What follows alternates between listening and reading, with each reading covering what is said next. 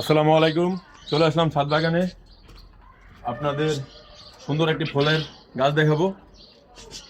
এই যে দেখেন আমার একটি ফলের গাছে মাশাআল্লাহ প্রচুর পরিমাণ কামরাঙা ধরেছে। কামরাঙা পেকে হলুদ হয়ে গেছে। দেখেন কামরাঙা পাখিও খেয়েছে। প্রচুর মিষ্টি কামরাঙা। দেখেন কামরাঙাগুলো পেকে হলুদ হয়ে গেছে। এগুলোতে ভরপুর রস হবে। এই যে দেখেন, এই যে দেখেন, মাশাআল্লাহ মাশাআল্লাহ মাশাআল্লাহ। গাছ অনুযায়ী আমার গাছে অনেক ফল ধরেছে। মূলত আমরা একটা টবের ভিতরে দুটা পদ্ধতি কাজে লাগাইছি। একটা হলো ছাদে প্রচুর পরিমাণ রৌদ্র, এই কারণে গাছের গোড়া ভিজা থাকার জন্য, ঠান্ডা থাকার জন্য আমরা ছাদে টবের ভিতরে কলমি শাকের বিচি রোপণ করে দিয়েছি।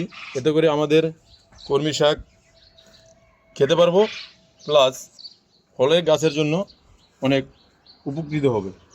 ফল গাছের গোড়াটা ঠান্ডা থাকবে এবং কি ভিজা থাকবে। আসলে আমরা ফল খাবো। এর আগেও অনেকগুলো ফল খেয়েছি, তো অনেক সুস্বাদু, খুব মিষ্টি। তো আমরা এখন ফল খাবো। ফল থেকে হলুদ হয়ে গেছে। দেখেন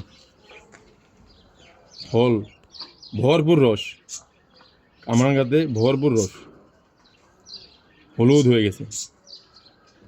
তো আমরা এখন ফলটা খাবো। কতটুকু সুস্বাদু। বিসমিল্লাহির রহমানির রহিম।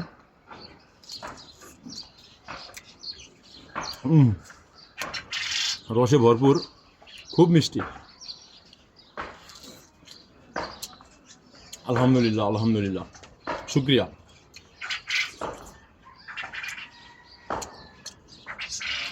অনেক সুস্বাদু। তো আপনাদের যদি ছাদ বাগান থাকে, দেশে হোক আর গ্রামে হোক, যদি ছাদ থাকে তাহলে ছাদের উপর 4-5টা ফলের গাছ লাগান, কিছু টবের ভিতরে সবজি লাগান।